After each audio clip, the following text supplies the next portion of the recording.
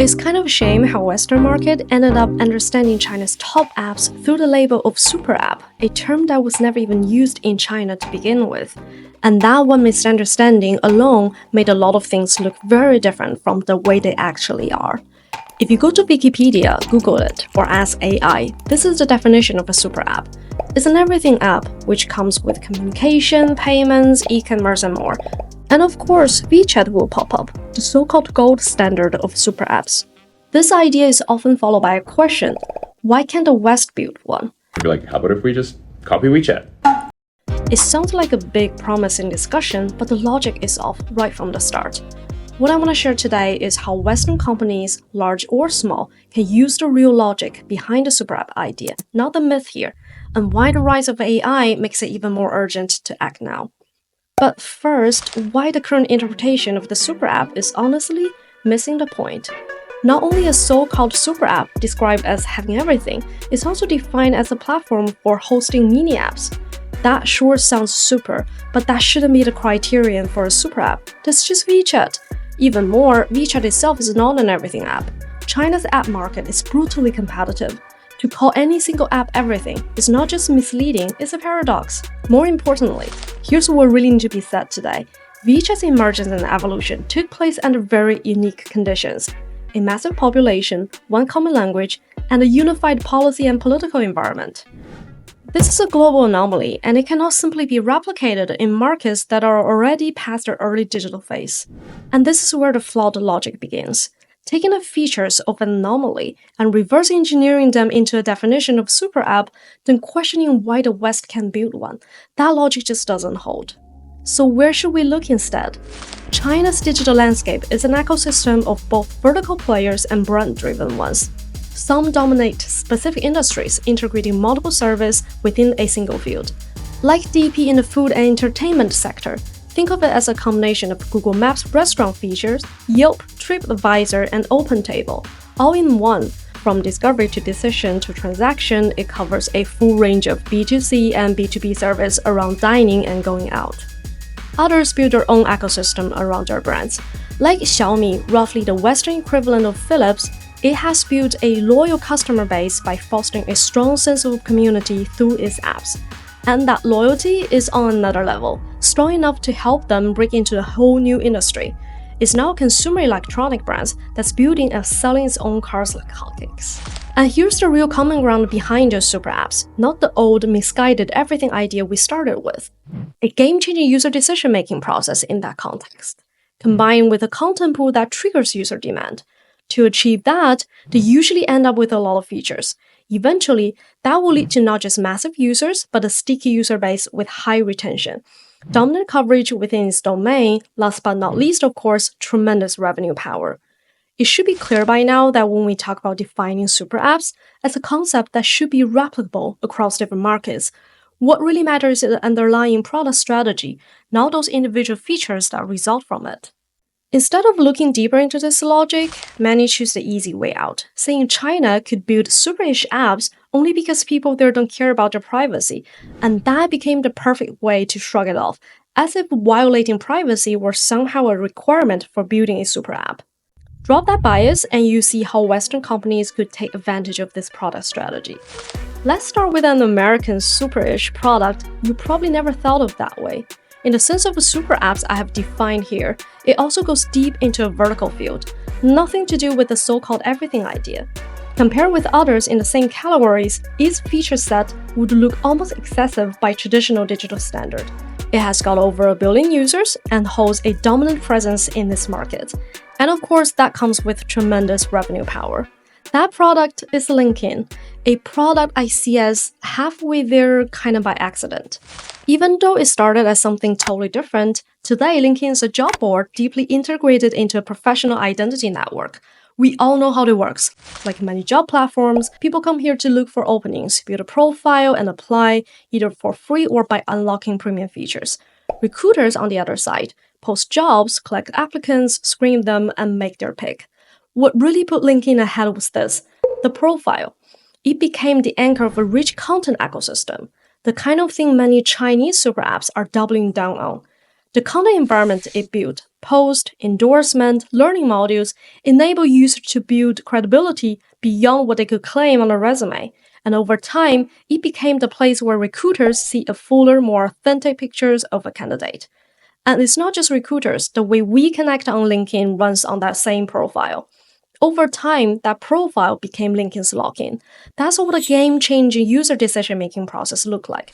Do they still love it? Probably not. But do they have to use it? Sometimes yes, because of that. That's how content ecosystem creates real stickiness, and just how important is reinventing user decision-making. Here's an insight from Uber that cuts right to the core of it. Sometimes your product actually doesn't matter. The price and the ETA at Uber was the product. Think about it, would you still accept getting into a taxi today without knowing the route and the price? A well-designed digital business fundamentally reshapes the way users make decisions. Next, about LinkedIn's missing half, the ability to trigger user demand. Triggering here can mean giving a push or actively creating a sense of need. Yes, LinkedIn can make recommendations, but they are still based largely on user settings. The scenario it covers, the richness of its data, and the effectiveness of its algorithm are not yet enough to proactively spark demand and close the loop. Now, imagine it could proactively and precisely tell you that there's a promising team out there looking for someone exactly like you, or here's the head of strategy your company truly needs. That's what I mean by the ability to trigger demand. It's like a chef who can not only feed people, but also make them hungry. Everything I just talked about isn't some fancy theory, it's exactly what super-ish apps in Asia are doing. Have a clearly monetizable segment, a revenue engine built on genuine user needs, and a product loop that actively reshape user decision-making and continuously spark new demand through engagement and intelligence. For Western companies today, the opportunity to apply this superpower strategy lies right here. I think the path forward for the super app concept in the United States has more to do with verticals than sort of a one ring to rule them all. That's right, one path is exactly what she said in vertical domains. Plus, there's another one that Western markets rarely talk about, brand-led super apps. Take Booking, Duolingo, Strava, all massive players in their fields. Yet for their scale and influence, their monetization still feels surprisingly narrow. A super app model could completely change the game by reinventing user decision-making to create real competitive distance, triggering demand instead of just waiting for it, and turning product depth into diversified revenue. Let's take Airbnb as an example. Trust has always been at the heart of this value proposition. It systemized how hosts and guests trust each other.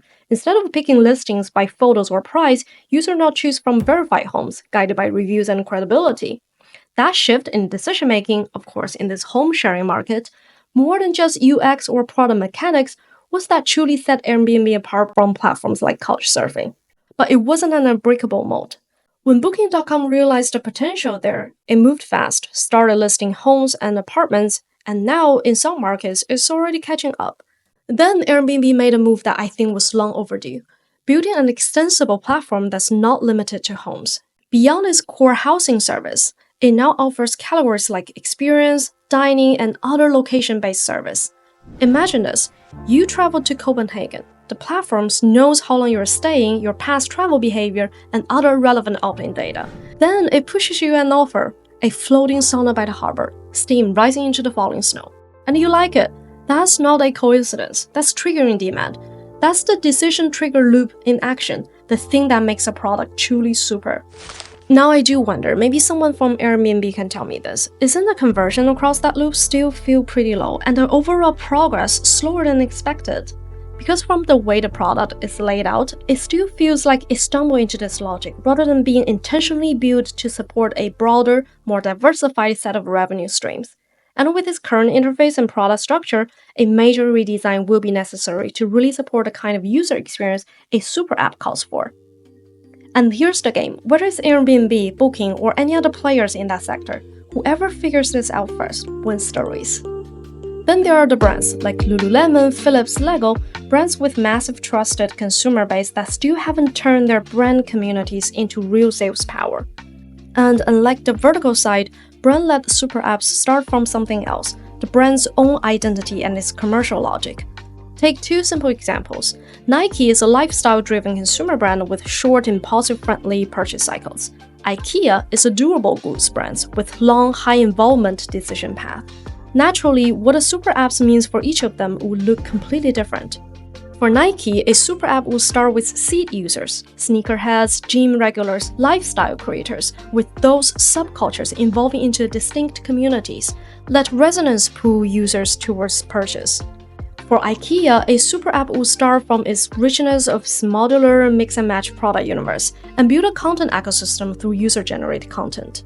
Let co-creation pull users towards purchase. Different categories, totally different playbooks. The goal is the same: bring in new users, drive purchase, and keep them coming back. Across both types, plenty of great Western brands already hold the perfect conditions to build their own super apps, yet they're just sitting on a gold mine without realizing it.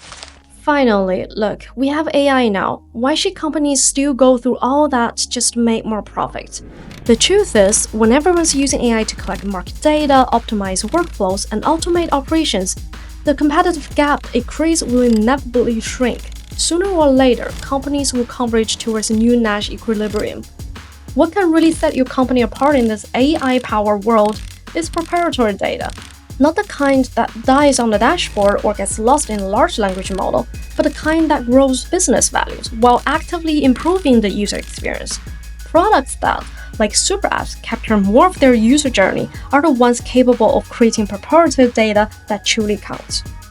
There are still a few things on my mind that tie back to everything we just talked about today, like how the super app logic actually plays out across those industries, how companies keep throwing money at digital transformation with very little to show for it, or what else is happening out there that deserves a closer look. We'll get into those another time. Bye!